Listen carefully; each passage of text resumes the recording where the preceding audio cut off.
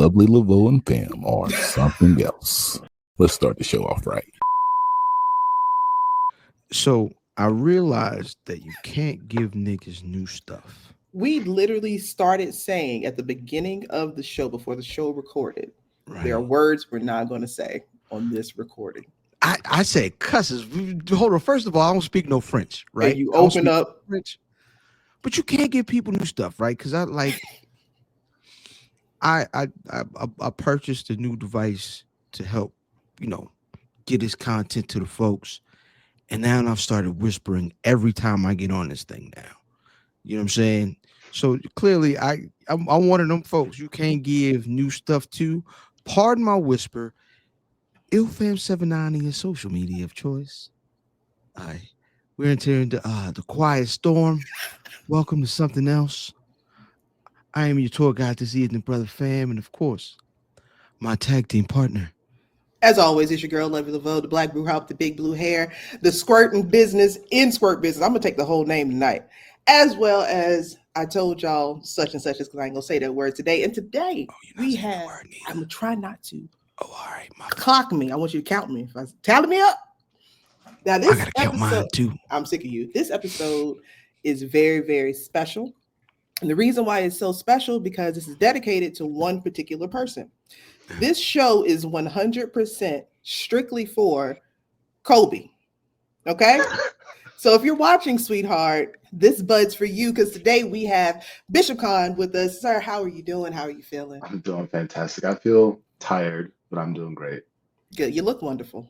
I appreciate it. Always, as always. We had to get you here. The people have been clamoring about you for many moons since they've seen you. I'm just going to start it off. I have to know, how does it feel to you? Because I'm pretty sure you ain't just started looking like this. This ain't new. How does it feel to you to get the attention from everybody, not just men, women, everybody, my dog, everybody? How does it feel? It's a little surreal. Dogs off on you, champ. That's illegal. Just hopping on my phone and like looking at Twitter notifications. I'm like, wow, I have 50 notifications. Oh shit! Like, what happened? And I'm just scrolling. Like, it's so weird. Like, you can't even like fathom the numbers, because you can go perform in front of like thousands of people. You never really like individually look at people, but then you see like 1 million views. I'm like, what the fuck? Like, I didn't do anything. I just stood there like, what the fuck is happening? So it's crazy. It was crazy to be in the room while it was happening, because, and I'm going to paint the picture, because we're going to throw something up really quickly so y'all can understand what we're talking about. Being in the room, he does his entrance. This is the only bit of wrestling that we're going to talk. Does his entrance. He's completely covered up because he's in his traditional garb, and the women are like, okay, don't know, because a lot of them don't really watch wrestling like that. He takes the hood off, the mask off, and it's like, oh. Then he takes the body part off. I was wait, hold on. Oh, because you said body part off. I was like, did he remove an arm, nigga? What? No, I don't want to misspeak on the name. So I'm just saying the part that covered his body. Oh, he took the lower part off. I was like, yeah. I didn't know. Yeah. I was just like, the shawl. The shawl. Yeah, I didn't want to I didn't want to be disrespectful. So he takes the shawl off. And there were two women specifically that were in front of me and Littlefoot. One girl had a boyfriend or husband right here. The other one was just dolo. The one with her husband, her eyes got this big. She said, oh, shit. And her husband was like, what the hell? And I was like, they're going to have an argument in the car. They were so enamored when he got in the ring. I've seen the reaction before, but to see it in real time like that, I was like, that boy's money. So how often do you get that, like, at shows? I feel like not too often, honestly. I feel like Asha was like the first time I really felt it. Otherwise, I mean, I do catch people staring at me, and then I'll like see who's in the crowd. I don't really notice it though. It kind of just goes over my head. You got to pay attention, sugar. Because no, that was a perfect answer. You can't answer like, yeah, I see that shit. Like, you can't answer like that. I mean, there's definitely times I've seen people, and then I might flex a little harder, and I'll just like face that direction, like, okay, or I'll sell over there. But yeah, He's not crazy. That's why I said what I said. He ain't just started looking like this. No. Oh, he said, nah, yeah, you hear that? All right, so let's let's get to it. Like, what's the wildest jump a chick done took at you in your DMs? Ooh. Other than like videos and some photos I've gotten, honestly, if anything, it's dudes. Like the messages that I get about like worshiping me and people want to fly me to New York to, massage and such. I'm like, the amount of money people have thrown at me. I'm like, that's crazy. Like, you throwing like 10 grand at me. That's kind of wild. So they use massage as a. Don't son. No. Hey, look, FYI, y'all. Kaun is not out here selling pussy. Okay. I want y'all to be aware. You know what I mean? No, he's a respectable guy. He's a nice guy. It's wild. The DMs is crazy after that video too. Well, since you brought it up, is it me or is Miss Yo-Yo taking a little extra long with this check? Well, she seems to be engaged in the process. She seems to be enjoying this. She's being very. Apparently, she is more. She wants to check for. She is. Oh, she's going back. She forgot something. She forgot something. Yeah, hold on. Because the breadbasket part, she was like, I watched her and she said, I'm gonna take my time right here. I said, hold on. Now, what was going through your mind during that moment? Because, good Lord. I honestly don't even remember. Like, I remember when we talked about what was going to happen. In my mind, I'm like, I'm a prince. Like, people would just shower me with gifts or whatever. So I was playing. I think they no selling her. Just like, okay, you do your new check. That's fine. I just listen to the reactions. If this is your moment to enjoy, then I'll let this happen. So. You need to start putting that in your meet and greet. And I'm gonna be out here like Chris Brown. Now hold on, Mr. Kaun, sir. While you're laughing and giggling and sniggling, you might need to think about it. Yeah, I know. Because I'm gonna tell you right now, what's gonna sell a couple of tickets. You get the rub on Kaun's chest and abdomen at this meet and greet at this. Think about it. How you spelling that? What, abdomen? No. Which one? The meet and greet. How you spelling that first word? I'm not gonna say how I'm gonna spell it, but if I was promoting it, you know what I'm gonna spell. I might have to get things approved by someone here at my house. No. Yeah. My man. Hold on, because you don't know who you're talking to. I can make it work for you. Be like, girl, let me talk about this money that you're gonna get. No, she'd be like, how much money? We could think about that. Going on, just yeah. See, that's the thing. When you have you don't date no bad bitch if you can't handle it. Yeah. Okay. No, you got to know what comes with it, and you are literally a walking money bag. There's so much that can be done with you, not just in the ring, but also out the ring. Yeah. And I know that you want to get into acting. What spawned that for you? Like, how did that start off for you?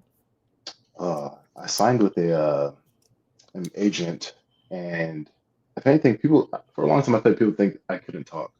Like, oh, he can't cut promos. Well, I never had opportunities to. I was always in groups or tag teams or something. So and I'm always pretty reserved too. So I'm like, I'm not going to go try to speak and say two lines. It doesn't really matter.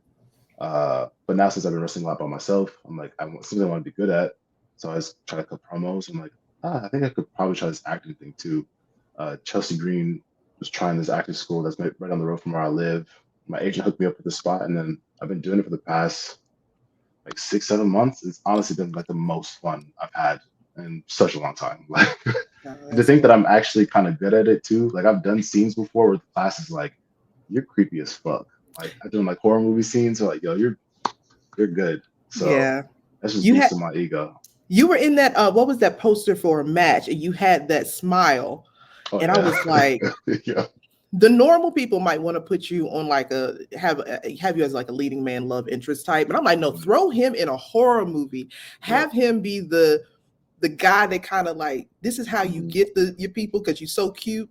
And then you go home and then you like a mass murderer. So like American Psycho, but you see, Negroes, you see it. My teacher told me that too. He was like, you're so handsome. He's like, but you have a great smile, but you can turn it on where you're very sinister. Mm-hmm. And he's like, that's gonna draw people. It's good to know. So when you're getting into things like this, of course, we pick up the things that we've always seen. Who do you watch for like notes? Like, you know, I see what he's doing right here in this scene, and I saw how he got into this character. Like, who do you watch and who do you like? Who are your guys when you look at acting? And I don't mean just guys or girls, whoever. Yeah. Oh, it's tough, 'cause I don't really feel like I look at people per se. Like Shia LaBeouf is one of my favorite actors, and I know he has like his own shit going on. But I was always a fan. I'm a fan of people that do like the method acting. Like he really dive into characters and like live this certain lifestyle for X amount of months. Like because Michael B. Jordan did it too when he became Killmonger. Really got into method acting. But we talk about essence in class. Like whose essence are you similar to? And I'm thinking like Batista. Because he's a wrestler turned actor, and now he's probably one of the best wrestlers turned actors. Not when you think about Drax, but when you think about like Cabin in the Woods and other movies that he's doing, he's able to really like take on these personas, his personalities. You don't even think about him being this buff tattooed dude. He's literally the character that he's portraying. Yeah. So that's what we try to like really get into is like, who am I? What is my essence? And how can I play that particular like essence and character versus like multiple scenes that I do? So I really don't like study stuff per se. I think I studied how to like memorize scripts.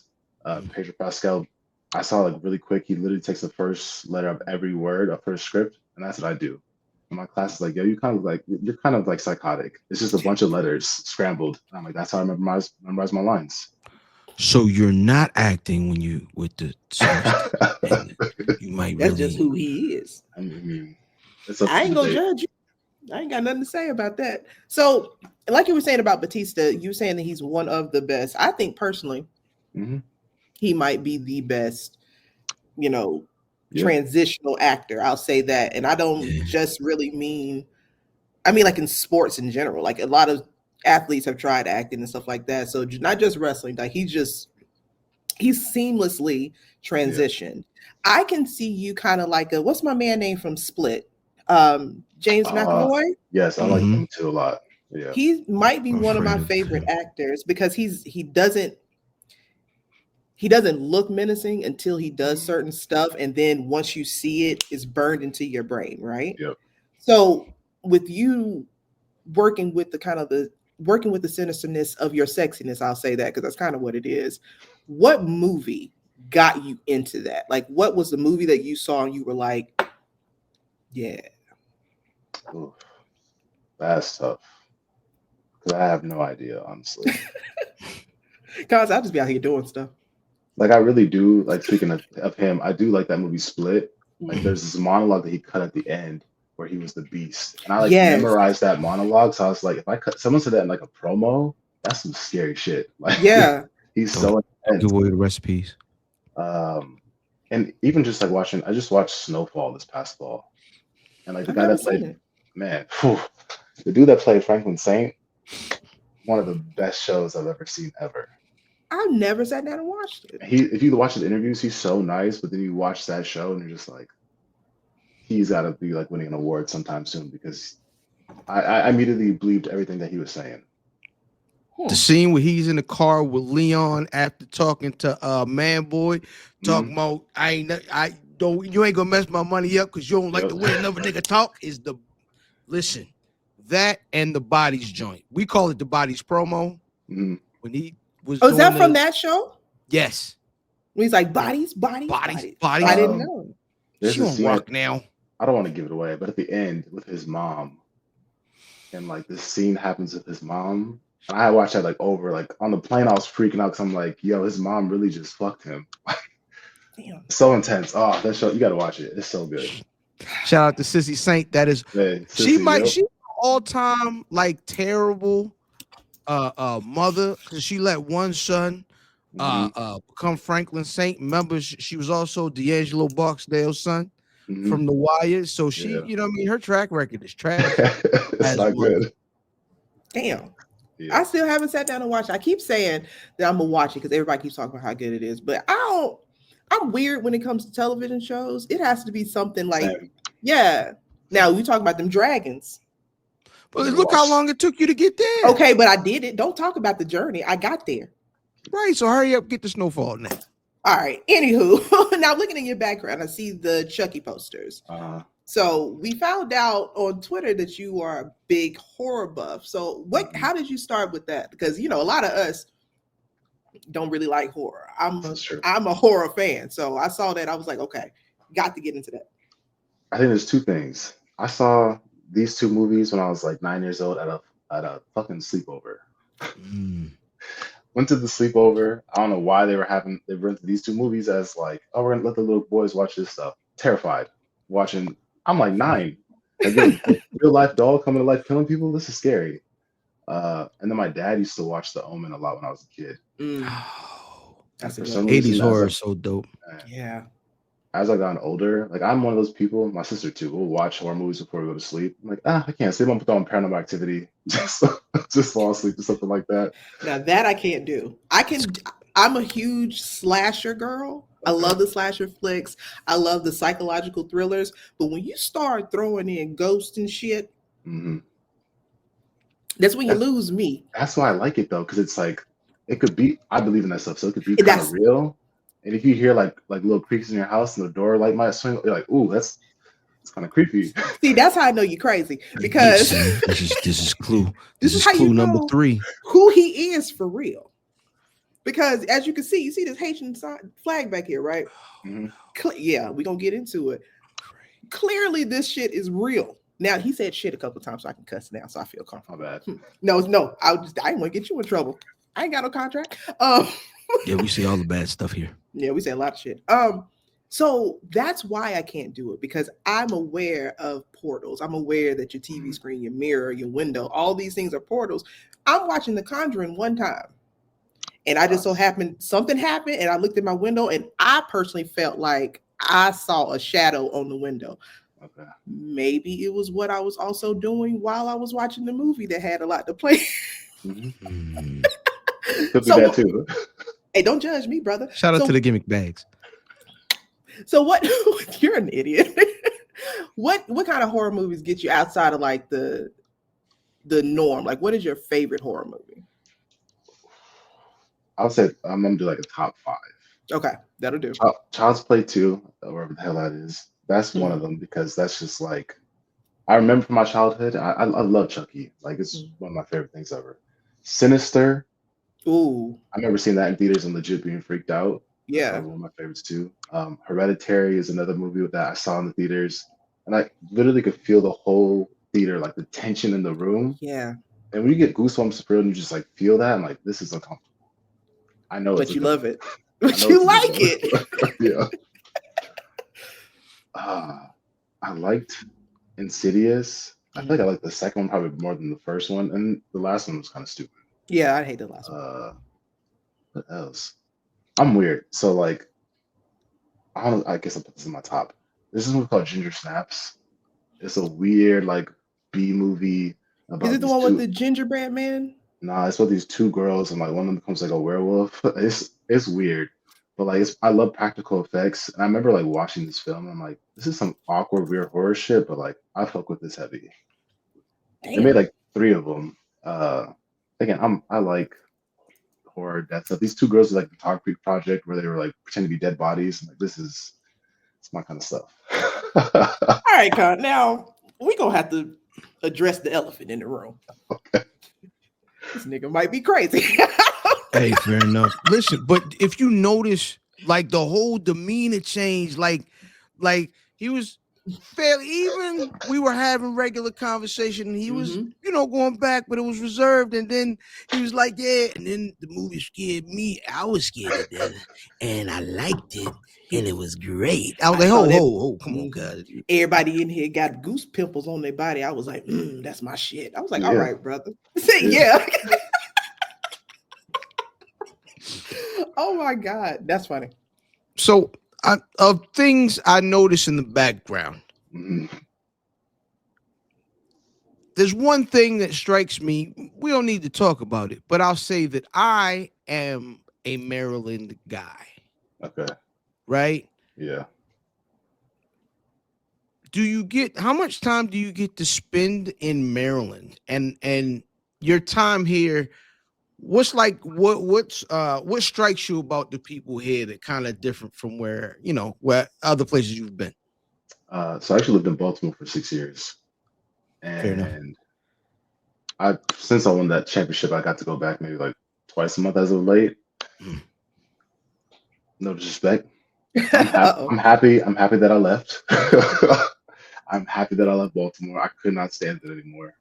I had a great time living there. I had a nice spot. I was living by myself at the time, and then just the bullshit that I dealt with in my neighborhood.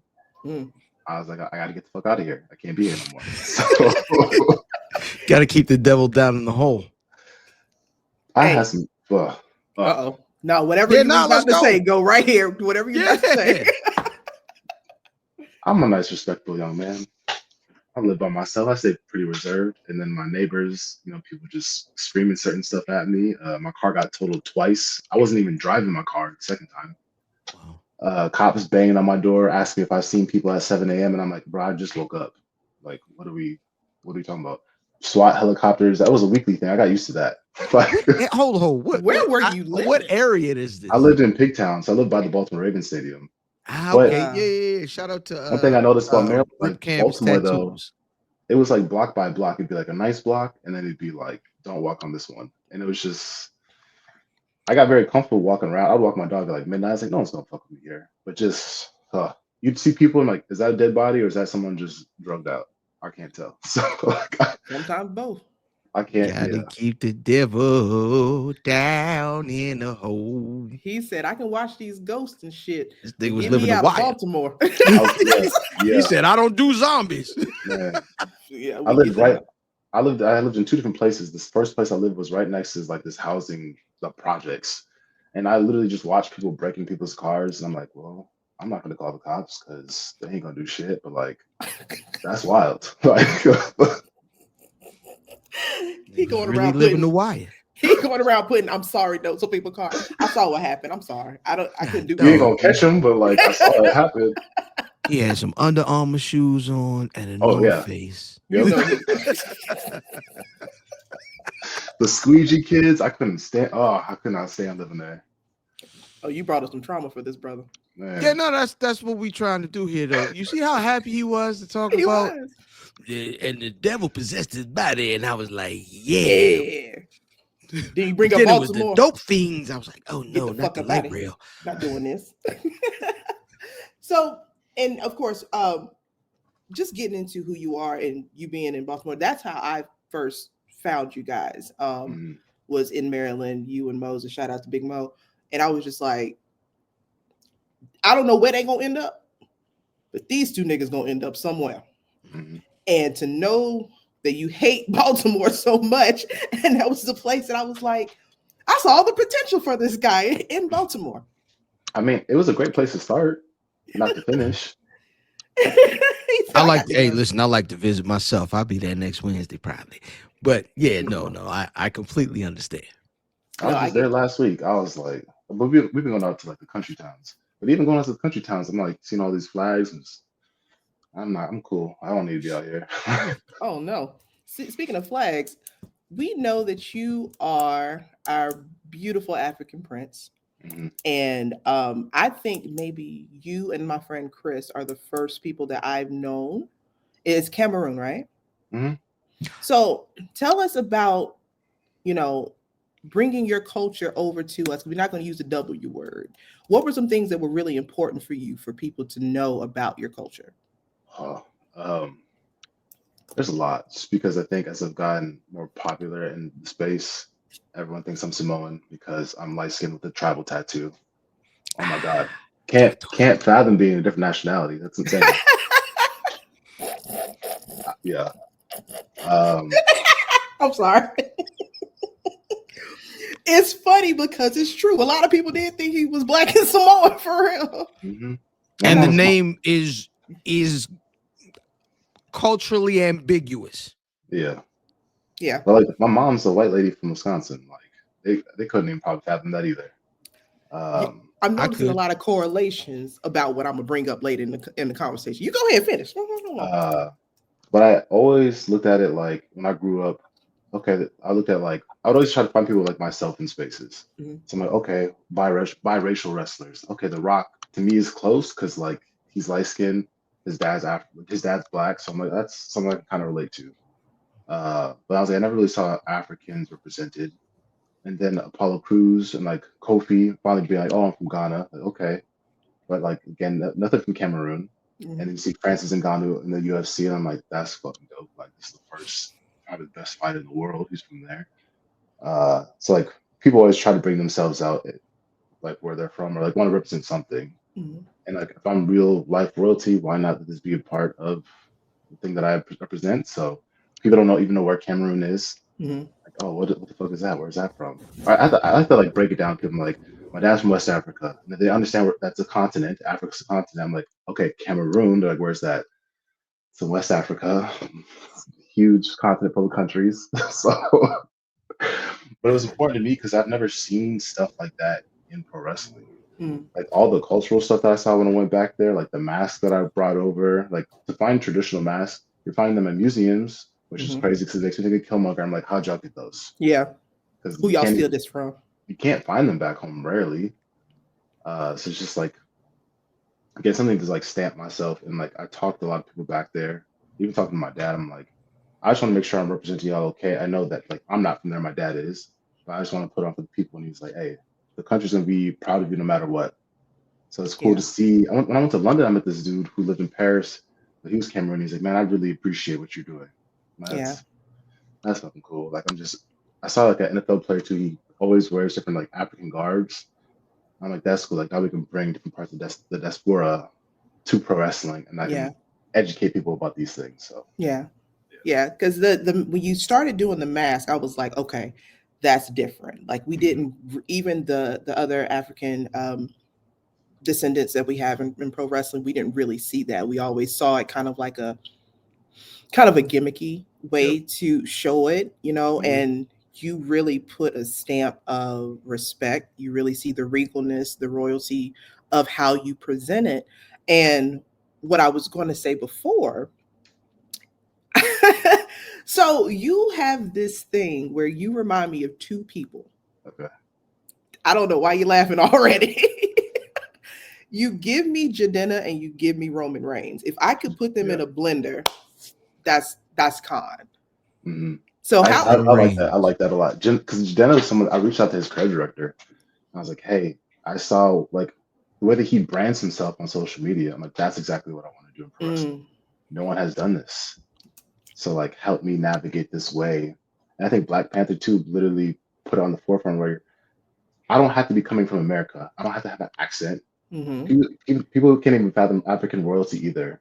I'm like, this doesn't just exist in like Europe. Yeah. It exists in other places too. And I can be this person. And when I go back there, I can get treated like a prince and never have to touch the ground. But they just can't even fathom that. So it's crazy. You could also be treated that way here in the States. But I don't know if it's gonna cause issues in the home. So I ain't gonna Wow. Not from me. I respect the brother.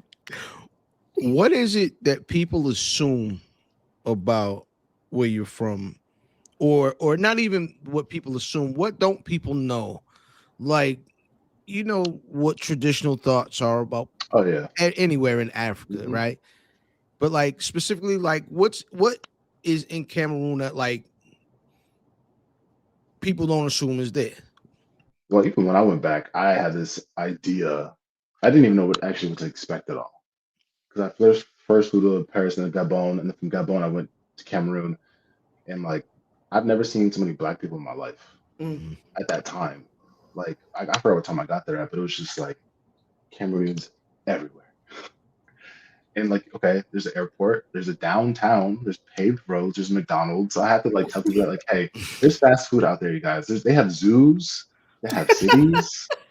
Like it's a civilization. Cameroonian McDonald's sounds like it could be its own story. Fire. Honestly, I didn't try it, but like even to myself, I'm like, I had no idea what to really expect there. But then you drive from like where this airport is and you drive to the bush like 3 hours to the middle of nowhere. And then it's dirt roads where the roads are so bad you're basically driving on the side of the road. There's no street lights. and somehow people are still maneuvering outside, and I'm like, how can y'all even see? Sound kind of like Baltimore, like he was describing. All right, hold on. Okay. Yeah. I'm just saying, if we talk about how he's describing it, it sounds very similar. And then just even like I told people that there's mansions there. There's huge houses. My uncle had a driver. Like people were driving us around, feeding us, cooking for us. These nice ass houses that you would see like in the Fresh Prince of Bel-Air. And they're like, what? There's that's not possible. Well, that's what they're calling these big ass houses. They're mansions. Maybe not mansions, which you think of like Miami or something, but they're huge houses. And then you also have literally down the road just like these huts. Like, there's no middle class. There's just poor people and rich people. Yeah. And like we had this compound, like this huge like concrete fence. You go through that, and there's like 2 houses, but the second house is divided in 2 because my grandpa had 2 wives. And then the back of our house is just the jungle. But then in front of our house, you can literally just see like Mount Faco, the Cameroonian mountain, like right in front of us. It was just, That's nice. It was wild. Like it was so surreal to me to see that. And like even again, when I got there, there's a huge party going on. There's like hundreds of people in our I guess field. Like everyone's introducing themselves to me, and like there was so much to take in. It was crazy as fuck. And you came back? Yeah, because when I went there, my dad and I are cool. We just weird time in our relationship. But I was there for like 3.5 weeks. Spent Christmas out there. But I definitely want to go back. Like my dad goes back every year. I think I haven't been in like 10 years. I think it's a good time for me to go back, and like I'm much more grown as an adult. So just experience that and really take it in for what it is would be probably much different experience than it was back then. Okay. Because I was like, and here's what I've noticed. Most Black saturated countries, people here have this idea that it is National Geographic's all the way through. Yeah. Not just in Africa, in the West Indies, like everywhere that's saturated with us, yeah, they associate it with poorness, dirt, filth. And I'm like, there's so much beauty in it. There's so much history. There's so many stories, and some of the most beautiful people. Yeah. And for you to kind of be that bridge for a country that we as a collective aren't so familiar with is beautiful, because it gives a different perspective. Because anyone who's looking at Africa with this, I don't even want to use racism, but just this ignorant mind frame. Yeah. Yep. They see you and they like, I'm gonna put Cameroon on the list. I must go visit Cameroon. Okay. It might not be the safest place at this moment. Certain places, just because of the military, and like you give them some money, you can go on your way. Yeah. But I ain't got none of that. Yeah. I'm be in trouble. Yeah. The one thing, always curious about this with biracial folks. I got a lot of biracial folks in my family specifically, and I kind of always ask, like, you're always expected to pick like one side or the other, right? So like 2 parts, like how do you reconcile that, right? But also like what are the pluses from like your mom's side? Like what do you get culturally that way that like makes you part of the success that is the Kaun? Damn, I got kind of got goosebumps. I grew up more with my mom's side, because only 2 of my dad's brothers came over from Cameroon, and then like they married white women too and had kids. But there wasn't too much of a Cameroonian like population in Minnesota when I was living there, so I always grew up with my mom's side of the family. Right. And I always have to tell people this too, like, you have an African dad. I wasn't privy to Black culture stuff. Like I grew up listening to Jamaican music, African music. My mom was listening to the Prince, the Beatles. I wasn't watching like Martin growing up. Like and people are like, what? I'm like, that just wasn't my experience in the world. Did you Also, ever my dad? make it to Martin? No. My dad was watching soccer growing up in horror movies. I was watching whatever the hell he was watching, or whatever my mom would put on TV. Like, this is what it was. But I think I'm very fortunate to have like this duality of, I was talking about like my mom's side, like Irish and Czechoslovakian. So I don't say she's just white. She's just not this white woman. Like she has these cultures too. My grandmother went back to Ireland. and I try to get really in touch with even my grandpa from Czechoslovakia, which doesn't exist anymore. Mm. I want to learn about these places because it's just not like a skin tone to me. Right. But she came from a huge family, like 9 brothers and sisters. So I got to grow up with like all these cousins on that side of the family. And then my dad's side, I was fortunate to have some cousins in the States that I'd see as well too. But they would have sometimes these like Cameroonian like get-togethers. So I was able to be immersed in both a lot, which was nice. So I didn't really feel like I ever had to pick. It was just like, okay, we're gonna do Thanksgiving with these people, and then Christmas we're gonna have the celebration with these people. So you had a fortunate way because, you know, that's just people just feel like if you are biracial or whatever, you have to pick. But I love the fact that you were just like, look, I'm a blend. This is what you're gonna get. I ain't got nothing else to give you. So that's fantastic. I love that, honestly. That I don't know if y'all can hear. There's like a tornado outside my window right now. I don't know what's going on. Yeah, it's wild. I'm watching it. So if I leave, I'm all right. Hey, yo, listen, I'm gonna be honest. If that happens, I hope Great you're content. okay. Yeah, for Great content. But we definitely No, clip keep that rolling. out. Podcaster, Yeah, keep podcast that ends up in Oz. Oz. Ain't that how she went up there? yeah. Shut up. So you're saying that you weren't immersed in Black culture, Black American culture growing up. So when did that change? I met a really good friend of mine when I was like 10.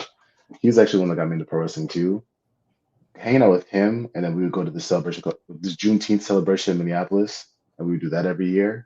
And then I went to like a private school growing up, but it was a very diverse private school. But I think when I went to high school in the city, completely different experience than going to a private school. And then just like playing sports too. Like I grew up playing soccer, got into high school football. But I think it was my childhood friend that really got me into stuff, and like I guess like a traditional trope is like single Black mom with 2 kids and they live in this apartment. But like I would I'd stay at his place all the time, and we'd go run around the city, and like I think that's just kind of helped me because we'd always be watching like The Wood, we were 4 brothers, and just random shit. I'm like, oh, I had no idea these like movies. These Like are quality movies. These are great movies. For real. Like, but he was one showing me this stuff because I wouldn't get it at home. So what stuck with you? Like, what were like, I guess the African American, like, because there's some like a lot of things that are uniquely like Black American Black. Like, what are the things you were picking up? Like, oh, y'all do this? Probably just music, if anything. That's probably the biggest one. Or like I having my hair braided and rocking do-rags and fitted caps. Just people like the streetwear style back then too. Big clothes and all over print. Yes. 100%. What's the do you have what's your most regrettable sneaker purchase? Because that era we bought some like it was some great classic shoes that came out during that time. Shout out to Nike SB, but like what's like your oh my god, I don't believe I bought those. Oh man. I don't know why K-Swiss is popping into my mind at first. I remember used to having the black ones I didn't like at all, but I had a pair of black. The white ones are okay. Then everybody just started rocking Forces or like Nike Dunks. I don't know. I just kind of followed trends with shoes. I thought the Spreewells, like I even had a pair of those, but those are kind of trash with the spinners on the side. Yeah. You had the Dadas? No, that's the answer. That is the answer. That is the answer. Ding, ding, ding. The spinners on the side, yo. Yeah. I don't think I've ever seen anybody in person with them joints. Nah, I always saw them in the back of the source. Not the source. Like I always thought the logo should have been Latrell's hands choking around somebody's neck. I don't like it. I think that's ill though. I think culturally the things that we expect from each other a lot of times don't get to like a rational place. Like, oh, you don't know this, or you don't do that. We've always kind of been hard on each other that way. What's the most I guess regular thing that people be like, hey, look, man, I'm ready to take a black card from you? Yeah, I don't even know, honestly. I feel like because even being into pro wrestling in high school, like people are like, Yeah, you're fucking weird. yeah. Like even being on the Nah, wrestling, I wasn't on the wrestling team, but like people being on the wrestling team, like that's kind of sus. Like, Yeah. why are we doing that? So I So would have yeah, to like hide that. Like I loved wrestling the whole time I was growing up, even until I was like an adult. I loved wrestling, but then once my friends fell out of it, I just could never talk about it. I'd be so at you home like, haven't. you see the fucking Rock do this, and like couldn't talk about it no more. I guess it's fake. Like, So you didn't have anything that it was like. So you trying to tell me you don't eat chitlins? You ain't had like that one. You don't play spades because I don't play spades. As pro black as I am, and as hard as I wear it on my sleeve, if you try to get me to play spades, I might clock you. You should have never said that around fortunately, me. fortunately, I had people teach me how to play. I can't do it. I feel like it's gotta be a food thing for me. Okay, gotta hear that. Yeah. Like What's the food you can't do? I mean, I'm really not eating soul food like that. I'll eat some mac and cheese, but like greens, pass. I'm good. Oh, I'm hurt. I'm not doing it. Damn. So you not candy yams? I can do some yams, but That ain't what I asked you. I'm picky. I said candied yams, brother. There's yams and then there's candied yams. I had to try them. I don't know.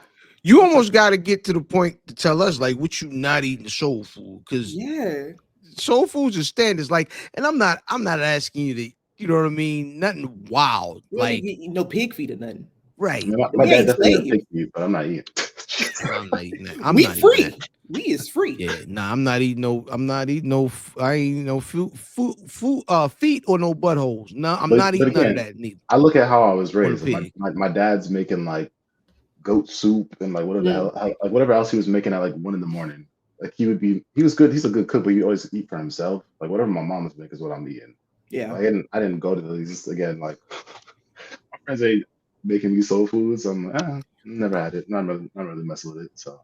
What's mom's go-to dish? What was that go-to? What was that? Mom, make that. Or you did good on your report card, or you had a good game. What was that meal? My mom didn't even cook like that either. That's the funny part. She didn't really cook like that.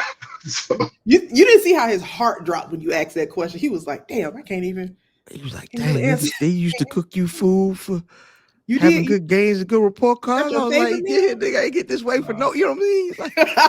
Like, we go out to eat, but like she's not making anything special. I'm like, where was the place that you go when you were celebrating your accomplishment or somewhere that you loved growing up? Where was that? Yeah, there was this neighborhood spot that I really liked. It's called Curtains, and COVID killed that place. COVID killed a lot of the restaurants that I grew up eating. So whenever I go back to Minneapolis, I'm like, this place has changed so much. Like all those spots are gone. Yeah, I never. It was like a mom and pop spot, like, and it was there for like 60 years. I'd go there every Sunday after church, and then they're like, "Oh, we're selling the place." They tore it down, and they built like condominiums. I'm like, "Damn, don't you hate that?" It's horrible. It just ruins the vibe. It just ruins the vibe of the neighborhood. It's something about those corner restaurants that you look at it from the outside. You like, I probably shouldn't eat here, but I'm gonna do it. And the food, it's like the 100 years of grease that they save and re-cook your cheeseburger in. I don't know, what is that?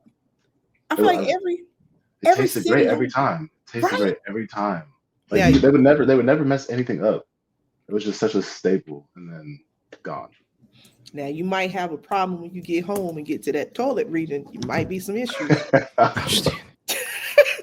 It might be some issues. I'm just saying, y'all tell me an experience when y'all went to one of those hole in the wall restaurants where you did not have to contemplate life after. I'll wait. No, I just because you asking two very specific things. Like, yes, when was the last time you went to a hole in the wall spot? Now, if I was hole in the wall spot for me now I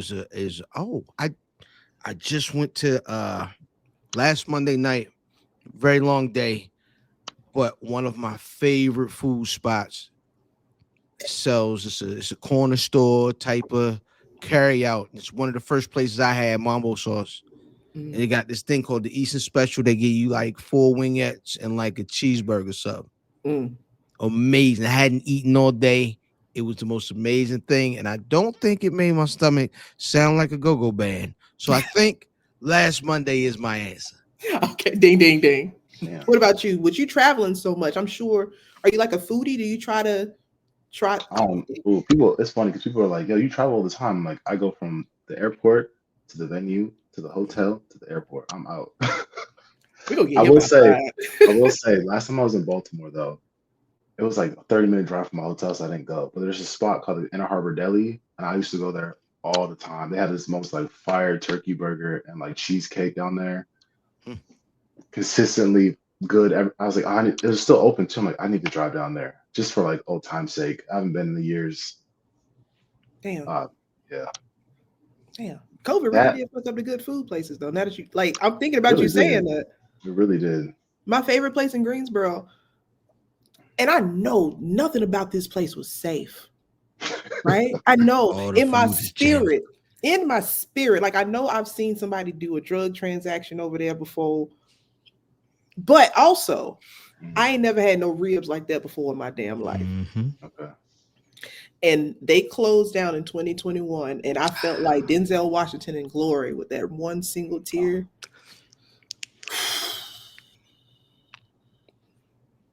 I'm sorry, I needed a moment of silence for him. Nah, I get that. Pissed me off. Oh, I'm sorry. I got teary-eyed a little bit. Now that we've known a little bit about you, I do want to ask one more question before we get to our next segment. All right. So with you having this allure that you have, this mystique, this whole word that they have driven me crazy with, aura. Y'all be misusing that shit. Y'all be talking about aura, and it just be somebody that's cute. That ain't no aura. They ain't got no personality. They boring. Stop lying. Sorry. With you having all of these things, what is your cologne of choice to put that splat on top of it when people meet you? I don't even know what it's called, but I have two of them. I know the numbers. Like one is number 6 and one is number 9. I know the lady don't like number 9, so I wear that when I travel. I know she don't like that one, so at home I wear 6. But I'm gonna keep that secret to myself, though. I know. We gatekeeping fragrances. I love it. Omos is out here having a whole YouTube channel. That's cool. He could do that. Damn. But, I'm gonna keep mine because I don't even look. I'm like, damn, do I smell good? If people think that I smell good, that's even better. I'm gonna keep the secret to myself. You do. That's good to know. I had to pray. I had to pray, and I don't really pray often. Because I don't. You know me. You know my spirit. You know my life for real. I don't pray often. Every time I see Kaun, I just start reciting hymns because I'm like, I'm not gonna look at him in the eyes. You ever know that joke about Prince that Jamie Foxx told? If you look him in the eyes, Yo, speaking of Prince, right? Because you talked about Minneapolis, like. Were you a big Prince head? Have you been to Paisley Park? Have you know what I mean? You ever? I don't think I've ever been there, but I grew up. I probably actually have gone swimming in Lake Minnetonka before. That's great. That's great. That needs to be a promo for you. There's a lot of lakes. There's 10,000 lakes in Minneapolis. So I've definitely probably been in a lot of those. But I definitely grew up listening to him because that's what my mom would put on. It's Prince and Michael. So. Good woman. It's funny. One of my homeboys is like a writer for the LA Times. He used to do beat writing in St. Paul, and he found this picture from a high school yearbook of Prince playing basketball, and he was like, "They said he's corroborating the story. He was out here really balling like that." Yeah, they say he was a fire point guard. You know what I mean? We really thought Dave Chappelle then was lying until you find the pictures of Prince in basketball garb. He was this big. There's a picture of Prince and Charlie Murphy. I've seen it. He really did give him pancakes. He gave them niggas pancakes. He gave him pancakes. You won't beat my ass in basketball and you give me breakfast? I will kill you. That is insulting. Very. Shout out to Mickey. That's some shit I would do, though. I'll do that. See? Because you're crazy. Nah, you gotta be nice. You hear this, right? You know how funny it is to like wrestle with somebody and then like we know what it is, but you like really fuck them up a little bit and you're like, back in the ROH days, we were taught, Moses and I, after you destroy somebody in like 2 minutes, we buy people food. So buy them some pizza, like, hey, thank you for taking this L. You know how pissed off I would be eating that damn piece of fucking ass pepperoni. I don't even want They were this definitely smiling because they were shocked that we were doing it, but that's how we were taught. They're like, hey, you gotta buy these boys something to eat after you just killed them out there. So I'd be pissed off. Now, now that we have picked together that Conathan, as I like to call him, That's not bad. Conathan and That's the not congregation. That's fantastic, I right? I like the congregation. I like that. Oh, buddy, do I have ideas for you, pal? Now that we figured that part out of you, we want to move to the next section of our show, called the 5 count, where we ask you 5 random questions just to kind of dig in your brain a little bit. The last one we may have to tweak a little bit because of some information you gave us just now. Yep. So, but we're going to figure it out. Sir, are you ready? I guess so. Trust me, it's not bad. All right. What is the perfect song? Perfect song. Mm-hmm. I mean, I'm a big R&B head. Perfect song. Just because it's top of mind. Music Soul Child, Soul Star. There's like, I can't think of the name of his song, but there's like 2 tracks in there. I don't even know how to explain the music in there, but my man's music is out here singing his fucking heart out. He's underappreciated. He really is he's underappreciated for real. Yeah. That I Just Want to Sing album still is in heavy rotation. Mm-hmm. Still They can't don't get make out. R&B music like this no more. I want people to sing from the heart. People don't get have feelings anymore. I want Niggas singing from their loins now. Yeah, for real. You know where music started to fail with R&B? Niggas ain't singing outside in the rain no more. Ain't nobody got on no leather, no linen suits, and they stopped singing directly into the vagina. You remember when we used to see they used to sing into it? Yeah, that worked. Yeah. They did. Yeah. Wait till we stop recording. I'm gonna tell you, it works, Hey, brother. get up. I'm about to fly. Sing. Hey, whoa, brother, focus. Ask the next question. Sorry, folks. All right. This is the only question on this list that has a right or wrong answer. Okay. Now, you have already proven to us. Well, I ain't gonna say proven. You got psycho tendencies. The toilet paper in your crib, does it go over the roll or does it go under? I feel like it goes over. Okay. I will say though, we got a bidet. After going to Japan, a bidet. All the toilets had them. Even the truck stops had them. Mm-hmm. You need to invest in one of those. They're easy to hook up too. Yeah, they really are. And they got the portable ones now that you can travel with. It's life changing, bro. For real. You don't want to. Yeah. I bet it is. It's life changing. I bet Listen, I'm petrified. He's not lying. I don't necessarily have the equipment y'all have, but I can imagine for y'all it's just as life changing as it was for us. I feel like it's just like cleanliness of that. It makes you feel clean. And get one of them showers with the nozzle too, and get in there. Get you one. Get you one. You'll feel like a new man. You'll feel like a York peppermint patty after you get out the shower. Sound like a nigga tried Dr. Broner soap for the first time. Okay. Don't you dilute that. What do you take? Next question on the 5 count. What movie traumatized you as a kid? We kind of tiptoed around it, but what movie really got you as a kid? Really got me. Those for sure, but I'm gonna say this movie that I watched that I could not remember for like 20 years of my life. It's a bad rated movie. I like it though. The Island of Dr. Monroe. It came out in like 95, 96. It's a weird fucking movie. I then I read the book and I'm like, okay, this is a weird film. I forgot the actor's name in it. It's a weird movie, but it was on TV, like TNT, for like the whole weekend. It just kept replaying. I had dreams about this movie. I never could remember what it was. Mm. It's a Val Kilmer movie. Yes, and I finally found that shit as like a 30-year-old. I'm like, this is the shit that I saw when I was a kid. That's Marlon Brando. Marlon Brando. Yes. It was such a weird film, but I like could not remember for the life of me what it was about. It didn't traumatize me, but it just like stuck with me my entire life because of how fucking weird it is. And like apparently like filming of it too was just chaotic. Marlon Brando was out here wilding out on set. So no, he's a weird guy. He was always a weird guy. Yeah, it's a I weird heard film. stories that he was an odd fella.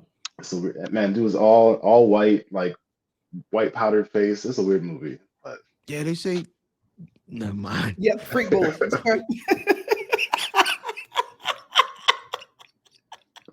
I got too comfortable. You did. We gotta wait. We can't do this while we're recording. We wait.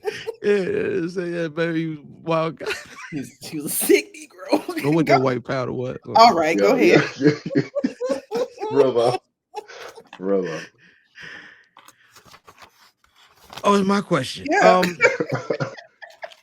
We talked about that era, right? The era of all over print hoodies and the wild streetwear and vapes and all. It was a lot of stuff going on at that time, right? A lot of guys stepping out in technology for the first time. What was your first email address that you can remember? I don't even know if I want to say. Yep. Yes. Oh, that's a good one. 100%. It's not even a good one. It's just stupid. So as a kid wrestler, I used to have Backyard Wrestling Federation, whatever. My name was Double X because of Triple H. So it was like Double X, whatever the X stood for. So I'm pretty sure it was like little double X at Hotmail or whatever. I was like, why is this my email? Like trying to reach me as a real person. I don't even know how old I was, but like I don't know. Weird though. That stayed that like that for a while. Double X. Yeah. One more X would have went crazy. Double X Posse was a band. No, one more X would have went really stupid. Oh, sure. So Or Vin Diesel movie. Okay. We're not going to talk about that sorry ass movie at all. That was disappointing. Last question on the 5 count. That we're going to make this one specifically for you. Okay. If you could have a drink or beer, I don't know if you drink alcohol. Oh, okay. Noted. Yeah. What celebrity, living or dead, would you want to have a drink with? Martin's like he gonna be looking at him like, I don't even know you, brother, but cheers. they say you funny. I heard. I don't know if I like questions like this. Damn. That you just buried our show, brother. It's Came up with this damn show. I'm never doing one of these again. Because like I think to myself, like, who would I really care to like drink with? I don't really know. I don't know. Who has had like a trauma-filled life that I could talk to? I'm noticing things. Mm-hmm. I guess again, top of mind.